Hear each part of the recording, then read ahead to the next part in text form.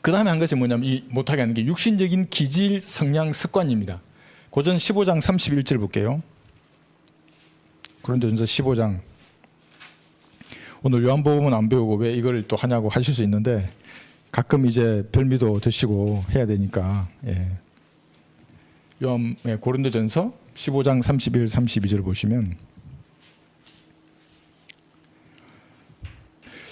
여러분 세 가지 적이 있다고 하지 않습니까? 그리스도인에게 그 육신과 세상과 마귀들이에요. 세상과 마귀는 밖에 있잖아요. 그런데 육신은 여러분 안에 있어요. 같이 있어요. 여러분 안에. 세 사람, 옛 사람이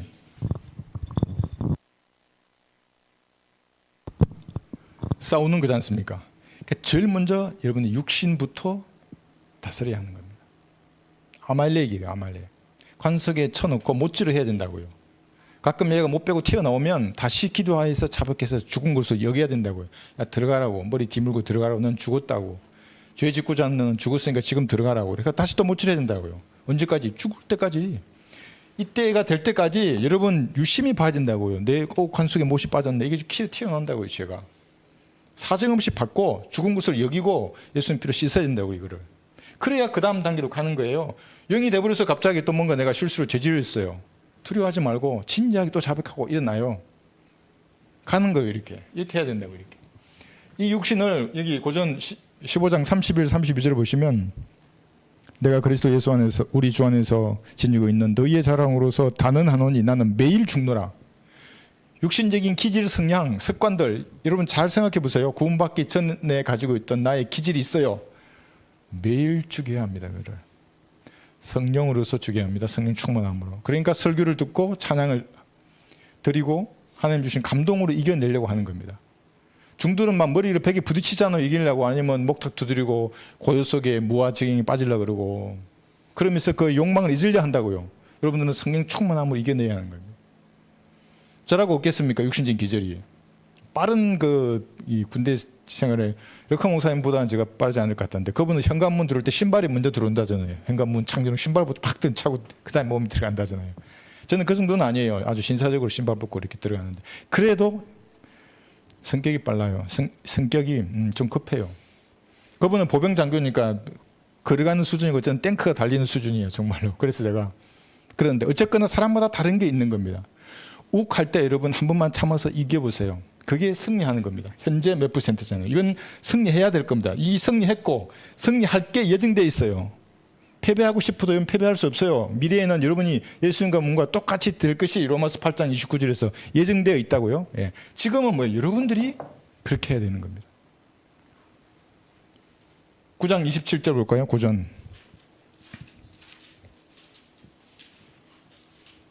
9장 27절 내가 내 몸을 억제하여 복종하게 함은 다른 사람에게 전파한 후에 어떻게 해서든지 내 자신이 버림을 받지 않게 하려는 것이라. 구원받아도 하나님께 버림받을 수 있어요. 또 깜짝 놀랄 거예요. 구원받는 의인인데 버림받냐고. 이 땅을 사는 동안 버림받는다고요. 과거에 100% 의인 됐어요. 이건 지옥에 가고 싶어도 갈 수 없지만 이 세상을 살면서 0%예요. 마귀의 자식과 똑같이 살아요. 버림받는다고요. 그래서 사도 바울은 그걸 알았기 때문에 억제하고 복종하는 거예요. 버림받지 않으려고 하나님 앞에. 육신의 소욕은 똑같아요. 사람마다. 아이고 내가 좋아하는 걸 저 사람은 싫어하겠지. 아니에요. 비슷해요. 그 죄의 성향이라는 것이. 그렇게 왔을 때 여러분 자신을 억제하고 복종하게 하면 버림받지 않기 위해서예요. 육신을 입은 모든 사람은 버림받을 수 있다고요. 자기가. 아차하는 순간에 속았어요. 간에 못을 1개, 2개 빼고 3개 빼고 이럴 때 그냥 아이고 그래 몰래 살짝 빼라. 죄야 나와라. 그 순간 버림받는다고. 여러분이 자백하고 돌아서기까지는 버림받아 있어요. 그게. 이 두 것이에요. 그죠? 그 다음에 여기 아까 고전 여기 빼먹었네요. 고전 15장 33, 34절에서 보시면 죄를 짓지 말라 그래요. 그래서 다시 볼게요. 고전 15장 33, 34 보시면 미혹되지 말라. 악한 사기면 좋은 행실을 부패시키느니라. 여러분 그래서 이단하고는 교제하는 게 아니라 그랬잖아요. 한 번만 타일러요. 한 번이에요. 나는. 왜냐하면 여러분의 시간을 낭비해요. 하나님께서 그의 지각을 안 열어주면 이렇게 역류할 지혜와 용기가 생기지 않아요. 사람에게는. 그냥 파묻혀가는 게 편하다고. 이렇게 어디냐고. 어디 우산 속에 나도 들어가서 그냥 그래 그리스도인을 시인해야 되는데 시인도 안 해요. 신해야 할 때 나도 마음 아픈 경우가 많아요. 뒤돌아보면 내가 헌신하기 전에 그냥 묻혀서 가버렸을 때 그냥 내 예수 믿나 안 한다고 이렇게 했어야 되는데, 그런 기회가 오면 하나님께 영광 돌릴 수 있는 철우의 찬스예요. 한 번만 해보세요. 아, 나 같은 벌레 같은 나에게 하나님께 영광 돌릴 기회를 주셨구나. 아우, 나는 안 한다고. 그거 난 절 안 한다고. 난 술 안 마신다고. 난 더러운 말 하지 않는다고. 나는 누가 나에게 악으로 한다고 해서 나도 악으로 갚지 않는다고. 그렇게 한번 해보시라고. 그러니까 쉽지 않지만은 한번 해보면 승리하잖아요. 그 기쁨을 이제 아는 거예요. 아, 이게 하나님 주신 기쁨이구나. 그리고 상대방이 여러분에게 복종하게 돼 있어요. 한번 해보세요. 이걸 하나님께서 그렇게 해서 그 문제를 풀게 하시는 겁니다. 죄를 짓지 말라는 거예요. 우리 34절에도 그렇죠. 의에 대하여 깨어있고 죄를 짓지 말라. 어떤 자들에게는 하나님의 지식이 없기에 내가 너희를 부끄럽게 하려고 이 말을 하느라. 이게 구원파에게 하는 말이에요. 죄를 짓지 말라 그러잖아요. 자기 안에 죄가 있다고요. 죄인이라고요. 구원받은 죄인이라고요. 그러니까 죄를 짓지 말라는 거지. 의인인데 죄를 짓지 말라 그래요? 지금도 의인이에요. 물론 지옥에 안 간다는 측면에서는. 그러나 내 스스로 거룩함을 한 삶을 살아야 한다는 측면에서는 이게 퍼센티지가 다르다고요. 이게. 여러분 이걸 아셨으면 영적으로 성장한 것입니다.